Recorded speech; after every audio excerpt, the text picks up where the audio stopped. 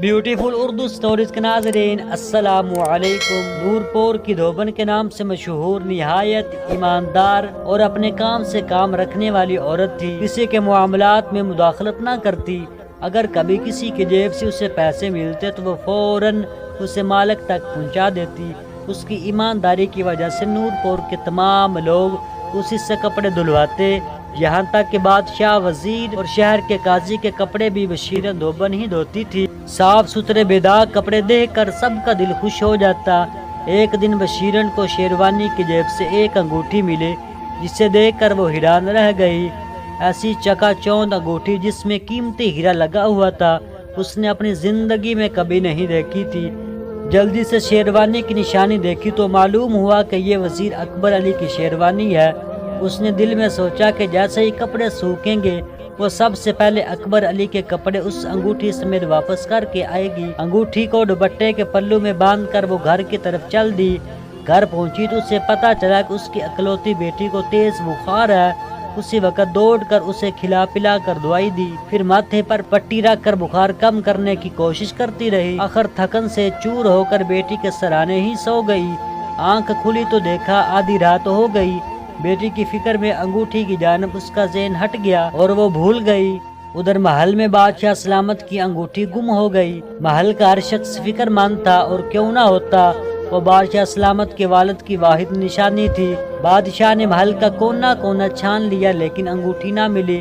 وزیر اکبر علی بھی دوسرے خادموں کی طرح چہرے پر فکر مندی سے انگوٹھی کی تلاش میں مصروف تھا۔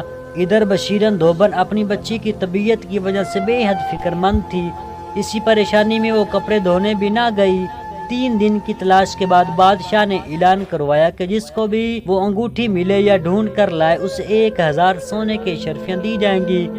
یہ اعلان سنتے ہی نور پور کا ہر شخص انگوٹھی ڈھونڈنے کی کوشش کرنے لگا۔ وزیر نے کہا، لاؤ بیگم میری شیروانی جو میں 3 دن پہلے دربار میں پہن کر گیا تھا۔ وزیر اکبر علی کسی خیال سے خوش ہوتے ہوئے بولا، وہ تو میں نے کمرے میں لٹکا دی تھی۔ وزیر کی بیگم یہ کہہ کر شیروانی لینے چل دی۔ ارے یہاں سے شیروانی کہاں گئی؟ وزیر کی بیگم کی چیخ ہی نکل گئی۔ وزیر اکبر علی دوڑتا ہوا آیا، یہ کیا کر دیا؟ شیروانی کہاں گم کر دی؟ وزیر اکبر علی پریشان ہو گیا۔ اسی دوران وزیر کی بہن آ گئی اور وزیر اکبر علی سے بولی، بھائی وہ تو میں نے دھوبن کو پرسوں ہی دے دی تھی۔ یہ سن کر اکبر علی کی آواز حلق میں گھٹ گئی، کیونکہ بادشاہ کی انگوٹھی چرانے کا ماجرا اس کے علاوہ صرف اس کی بیوی کو معلوم تھا، اور چونکہ بہن اس بات سے بے خبر تھی لہذا اس نے نہ بتانے میں ہی عافیت جانی۔ بہن کے جانتے ہی اکبر غصے اور پریشانی سے ہاتھ ملنے لگا، کیونکہ وہ جانتا تھا کہ نور پور کی دھوبن بہت ایماندار ہے۔ اگر اس نے اعلان سن کر وہ انگوٹھی دربار میں بادشاہ سلامت کو پیش کر دی تو بادشاہ میری گردن اڑا دے گا، کیونکہ یہ انگوٹھی وزیر اکبر علی کی شیروانی سے برآمد ہوئی تھی اور یہ بات دھوبن سچ بتا دے گی۔ اکبر علی جانتا تھا کہ بادشاہ سلامت کی یہ انگوٹھی ان کے والد کی نشانی ہے اور یہ انہیں جان سے زیادہ عزیز ہے، لہذا اسے پانے کے لیے بادشاہ بڑے سے بڑا انعام دینے سے گریز نہیں کرے گا۔ انعام کے لالچ میں اور بادشاہ کی نظروں میں اچھا ہونے کے لیے اکبر علی نے یہ انگوٹھی چرائی ہے۔ اسے نہیں معلوم تھا کہ سب تدبیر الٹی ہو جائے گی۔ پوری رات وزیر اکبر علی مختلف منصوبے بناتا رہا۔ آخر ایک منصوبہ اسے بہتر لگا کہ دھوبن کو جھوٹا ثابت کر کے اسی پر چوری کا الزام لگایا جائے تو وہ یقیناً بچ جائے گا۔ یہ سوچ کر وہ اطمینان سے سونے کے لیے لیٹ گیا۔ بشیرن دھوبن کی بیٹی کی طبیعت زیادہ خراب ہوئی تو وہ صبح ہوتے ہی اسے طبیب کے پاس لے کر پہنچی۔ ارے جسے بادشاہ کی انگوٹھی مل جائے گی اس کے تو بھاگ ہی جاگ جائیں گے۔ نہ جانے نور پور کا وہ کون خوش قسمت انسان ہوگا۔ قریب بیٹھی عورتوں کی گفتگو سن کر دھوبن چونکی اور اسے وزیر اکبر علی کی وہ انگوٹھی یاد آ گئی۔ انہی عورتوں سے دھوبن کو بادشاہ کی انگوٹھی کی ساری بات پتہ چل گئی تھی۔ دعا لینے کے بعد جلدی گھر پہنچی، دوپٹے کا آنچل کھول کر انگوٹھی دیکھی اور وزیر اکبر علی کی اس حرکت کو سمجھتے ہوئے افسوس کرنے لگی۔ وزیر اکبر علی نے اپنے منصوبے کو عملی جامہ پہنانے کے لیے سب سے پہلے اپنی بہن کو دوسرے گاؤں بھجوا دیا تاکہ وہ اس کا راز نہ جان سکے۔ ادھر دھوبن سیدھی بادشاہ سلامت کے دربار میں پہنچی، کیونکہ وہ جانتی تھی کہ وزیر اکبر علی اسی وقت دربار میں ہوگا۔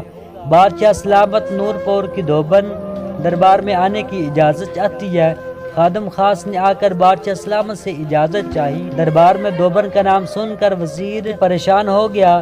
بادشاہ نے کہا اجازت ہے، کہو بشیرن کیا بات ہے؟ بادشاہ سلامت گستاخی معاف، میں آپ سے نہیں وزیر اکبر علی سے ملنے آئی ہوں، ان کی ایک امانت لٹانی ہے۔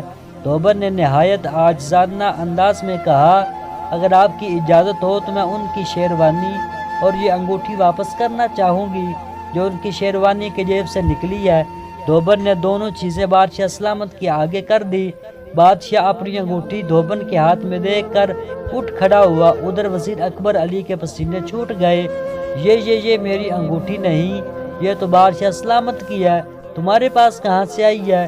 یہ یقیناً تم نے ہی چرائی تھی اور اب مجھ پر تہمت لگانے آئی ہو۔ وزیر نے نہایت مکاری سے دوبن پر الزام لگایا۔ دوبن کو وزیر اکبر علی سے یہ توقع نہیں تھی، لیکن وہ بھی نہایت سمجھدار تھی۔ فوراً عرض کی بادشاہ سلام، اگر میں یہ انگوٹھی چراتی تو پھر یہاں واپس کرنے کیوں آتی؟ یہ تو مجھے اکبر علی کی شیروانی کی جیب سے ملی ہے، اور مجھ غریب کا محل سے کیا تعلق جو میں یہاں آ کر چیزیں چراؤں گی؟ بادشاہ سلامت، یہ دوبن جھوٹ بول رہی ہے اور سراسر بہتان لگا رہی ہے۔ وزیر اکبر علی اتنے کڑوے سچ کو سن کر چیخ پڑا۔ سچ پوچھے تو دربار میں سب کو دوبن کی سچ پر یقین تھا، اور بادشاہ سلامت کو بھی دوبن کی بات میں وزن محسوس ہوا۔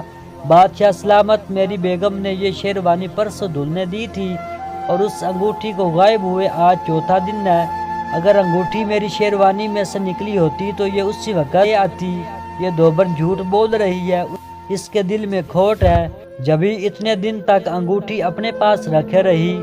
وزیر اکبر علی نے پینترا بدلا۔ دوبن نے اپنی بیٹی کی طبیعت کی ساری روداد بادشاہ سلامت کو سنا دی، اور اس نے ساتھ ہی یہ بھی وضاحت کر دی یہ شیر وزیر کی بیگم نے نہیں بلکہ اس کی بہن نے دلہنے کو دی تھی۔ دوبن کی بات کو سچ ثابت کرنے کے لیے وزیر کی بہن اور اس طبیب کو دربار میں بلوایا گیا۔ طبیب تو حاضر ہو گیا مگر وزیر کی بہن حاضر نہ ہوئی۔ طبیب نے دوبن کی بیٹی کی طبیعت ناسازی کے بارے میں بادشاہ کو سچی گواہی دی۔